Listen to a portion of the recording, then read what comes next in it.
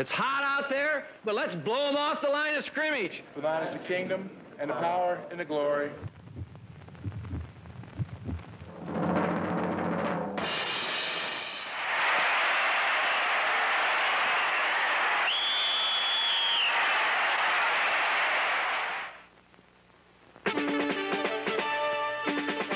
Baltimore's Memorial Stadium would be the site of an important matchup in the AFC East. The Colts would play host to the surging New England Patriots. Since a Week 2 defeat to the Atlanta Falcons, the Patriots have won 4 straight, with an offense that has averaged 29 points per game. Second-year coach Ron Earhart masterminds one of the league's most powerful attacks. The key in 1980 has been the strong play of quarterback Steve Grogan, the AFC's top-rated quarterback.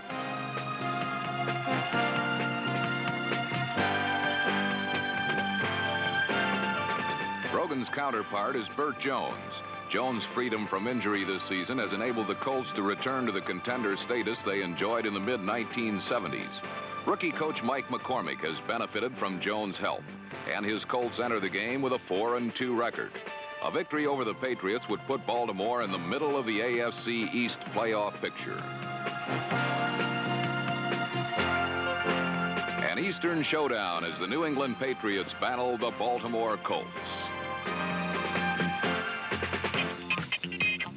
Another Eastern Division showdown occurred some 120 miles north in Philadelphia's Veterans Stadium. The Dallas Cowboys arrived intent on extending a modest winning streak against the Eagles. They have not lost at the Vet since 1974. The Cowboys are in a familiar position, first place in the NFC East with 5 wins against a single loss. The Eagles own an identical record. The rapid development of quarterback Danny White has been the major factor in sustaining the Cowboys' level of excellence since the departure of Roger Staubach. Through the first 6 games of 1980, White is the leading passer in the NFL. Dallas coach Tom Landry hopes to find out how good his Cowboy team really is. He has some doubts about his team's ability, while Philadelphia has some doubts regarding its premier running back Wilbert Montgomery, still feeling the painful after effects of a hip pointer. If Montgomery's running is limited, quarterback Ron Jaworski will seek out weaknesses in the Cowboys secondary.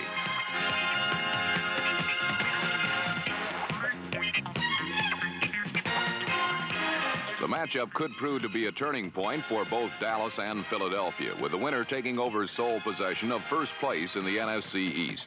While south in Baltimore, New England and the Colts square off for the top spot in the AFC East. It's showdown time in the East for the Patriots and Colts and for the Cowboys and Eagles in a doubleheader on our NFL Game of the Week.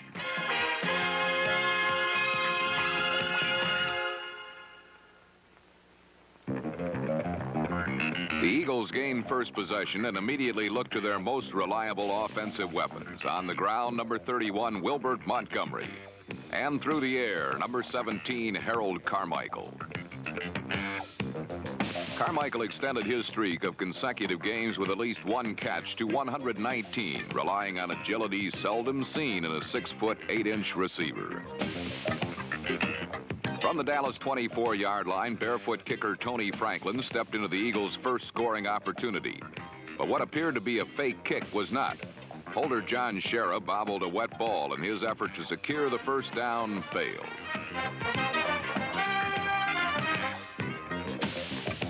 Dallas had the first break of the day and prepared to challenge the number 1 defense in the NFL. Dependable Drew Pearson, number 88, recorded the Cowboys' first substantial gain of the day, 21 yards. The next time Danny White sought out Pearson, it was in a crowd, and Eagle linebacker Frank LeMaster, number 55, stepped in to thwart the drive.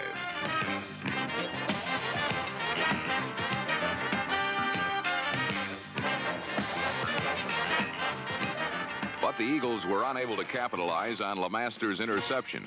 The return of Ed Too Tall Jones to the Dallas front 4 has made the powerful Cowboy front line that much stronger.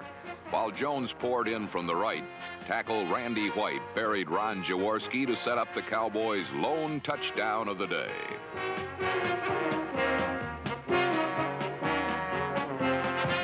Linebacker Mike Hegman, number 58, recovered the Philadelphia fumble and gave Dallas the early lead.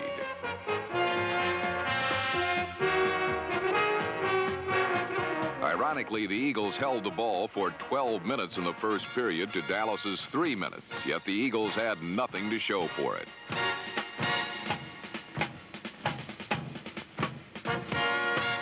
Unable to generate an effective running game, Jaworski utilized both of his tight ends, first connecting with number 84, Keith Krepfle, then with number 88, John Spagnola.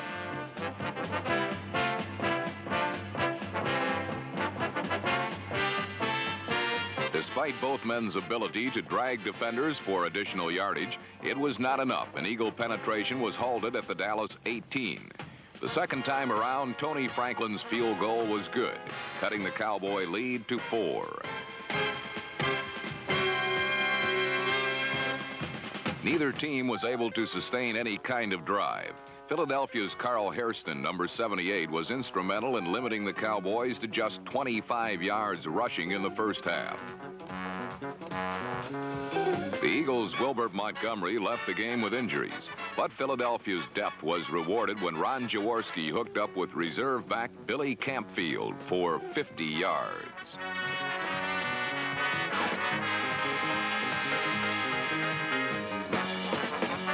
The swift three-play drive ended when Jaworski avoided the Dallas rush and located his secondary receiver, Harold Carmichael.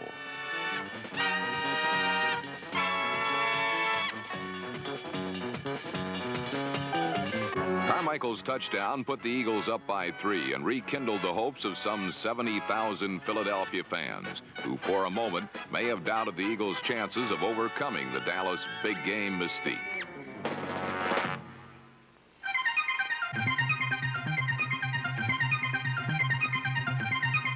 Dallas's Tony Dorsett had little success against the Eagle line and picked up just 17 first-half yards before leaving the game with injuries.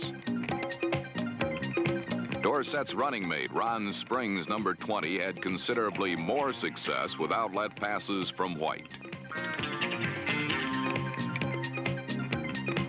Rafael Septien's 33-yard field goal in the second period proved to be Dallas's final score of the day.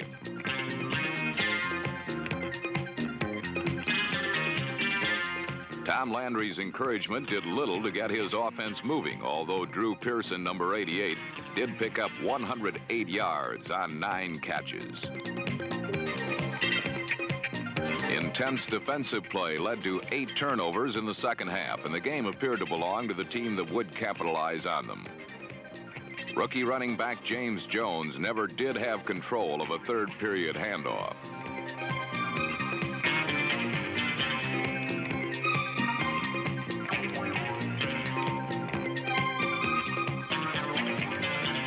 Four plays later, Dallas cornerback Steve Wilson, number 45, returned an interception 19 yards with a little help from his friends.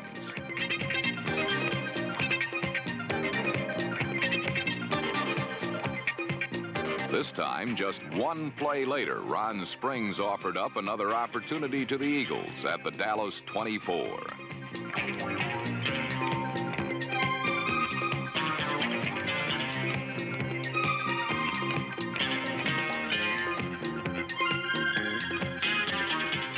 When Louis Giamona, number 33, brought the Eagles 15 yards closer to the Cowboy goal line, it seemed like the Eagles would finally break the scoring drought. But indeed, the Christmas season came early to Veterans Stadium as fullback Leroy Harris, number 20, presented yet another gift to the Dallas defense.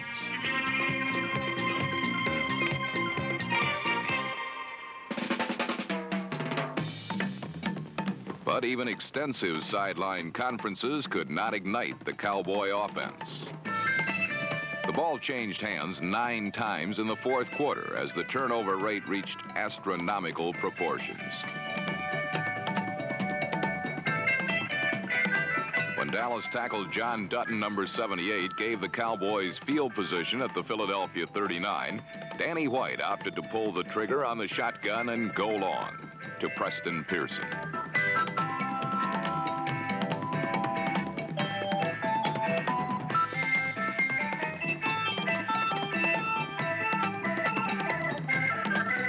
Linebacker Reggie Wilkes, number 51, brought in on third and long passing situations, reacted as instructed, using exceptional big man speed to collar the Cowboys' touchdown bid.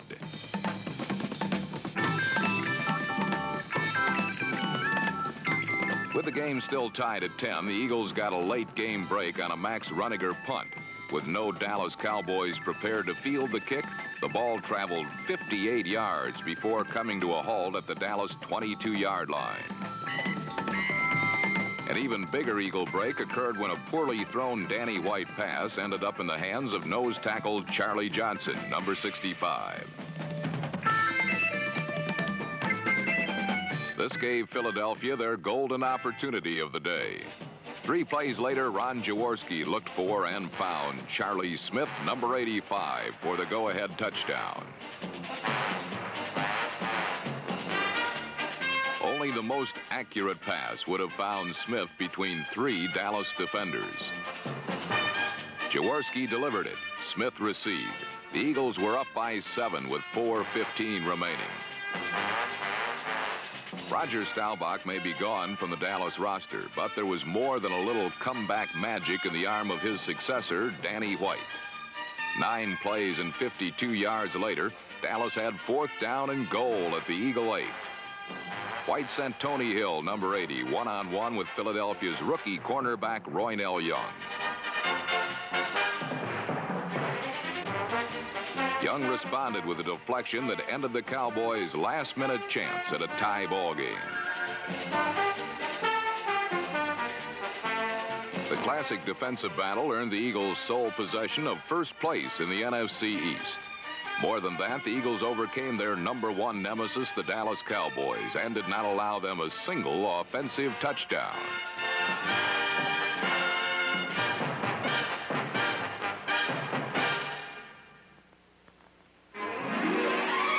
In Baltimore, pregame festivities were the order of the day as the Colts prepared to take their first legitimate step as AFC East contenders in more than 2 years. The opponent was the streamlined Patriots, a team that can match their offensive weapons with any in the NFL. Patriot firepower struck early and often. Steve Grogan attacked Baltimore's defensive weakness, the secondary, as he marched the Patriots 95 yards on their first possession. The final 37 came on this throw to Harold Jackson.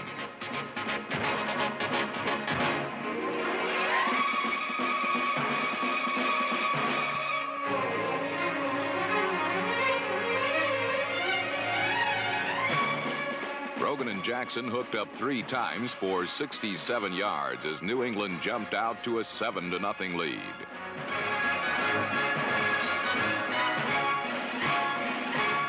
A healthy Burt Jones has meant a healthy Baltimore offense in 1980. Jones matched New England blow for blow as he teamed with his favorite target, Roger Carr, number 81.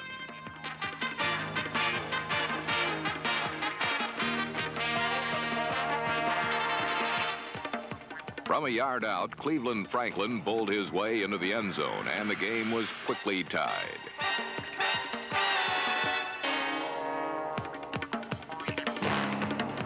A seesaw battle had emerged in the first quarter. Grogan made certain it would continue.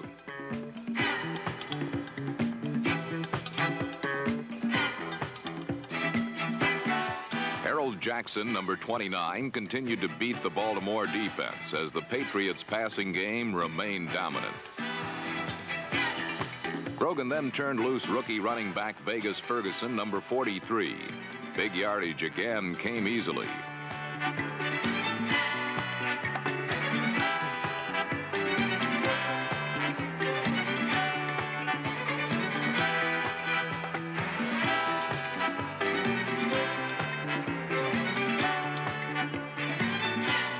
Ferguson's run set up New England's second score of the afternoon, a 27-yard field goal by John Smith.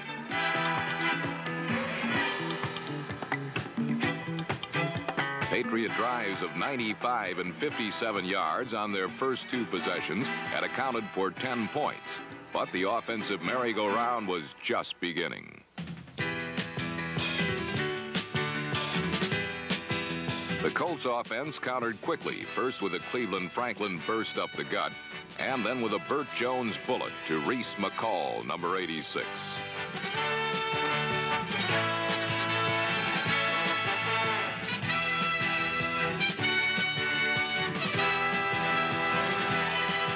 Jones' strikes had beaten previously undefeated Buffalo a week earlier. Now he would give the same treatment to the once-beaten Patriots.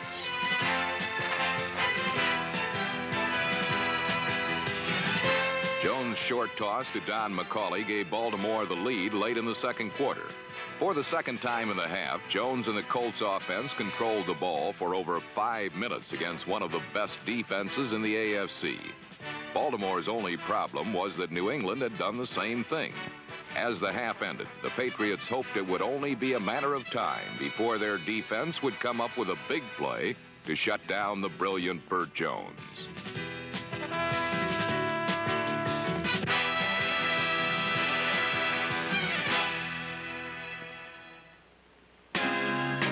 Defense, a commodity that had been sorely lacking in the first half. For the Colts, it had been missing for much of the season. That would have to change if Baltimore was to upset the Patriots. On this Sunday, it was not to be.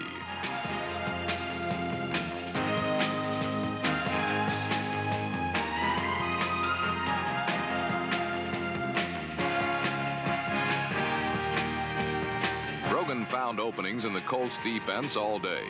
In the first half, Harold Jackson was the benefactor. Russ Francis, number 81, would become the leading man in the second half.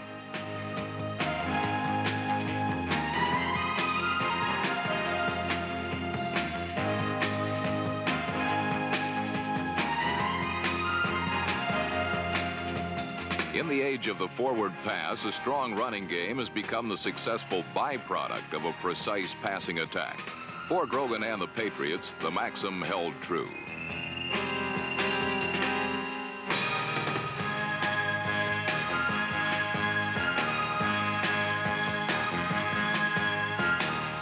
Don Calhoun forged through the middle of the Colts defense without much interference. And the second half began for New England the same way the first one did, with a touchdown.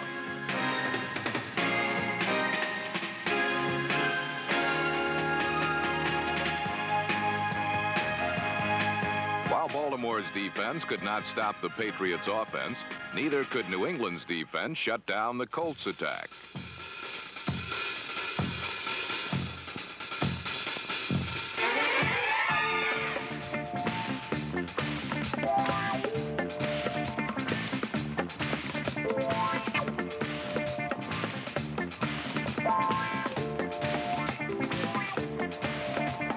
Curtis Dickey, number 27, ignited another Colt drive, and Burt Jones once again finished it off, this time hitting Reese McCall as Baltimore stormed back 21-17.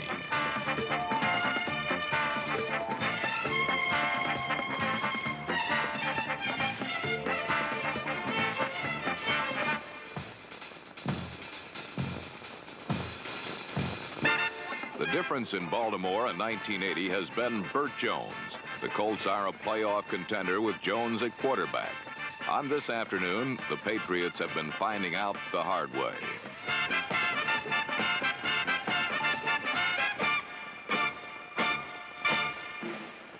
Unfortunately for Baltimore, Jones only plays on offense. The Colts' inability to stop New England kept coming back to haunt them.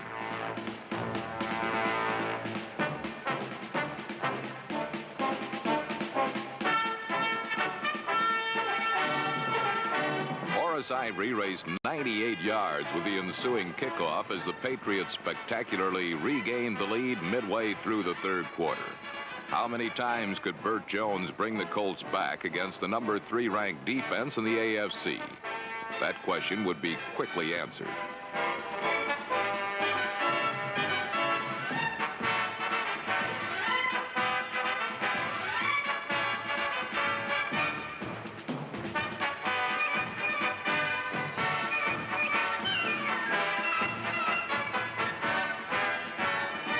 Mike Haynes intercepted Jones' underthrown ball, and for the first time in the game, Jones could not follow a New England score with a touchdown of his own.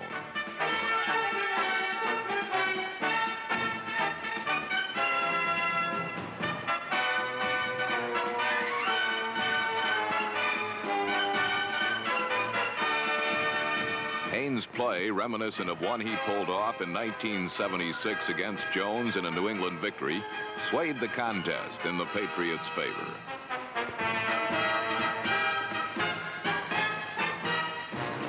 Grogan continued to find the Colts secondary to his liking, again teaming with Harold Jackson, number 29. 2 John Smith field goals put the Patriots ahead 30-21. And New England's defense made certain the lead would stand up.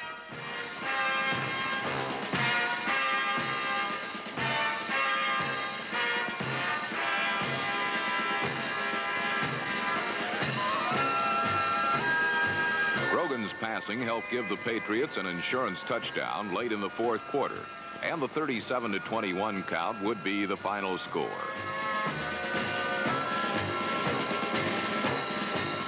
For Burt Jones, another outstanding performance in a season that has already been filled with them. But not even Jones' customary brilliance could stand in the way of the New England Patriots. 1980 has witnessed the emergence of a strong Patriot team, a team that is capable of playing the best football in the NFL. New England coach Ron Earhart can now look ahead to next week and another divisional showdown with the second-place Buffalo Bills. His Patriots stand alone on top of the AFC East after a hard-fought but convincing victory over the Baltimore Colts. Through the NFL's first 7 weeks, Earhart's Patriots have been the class of the AFC.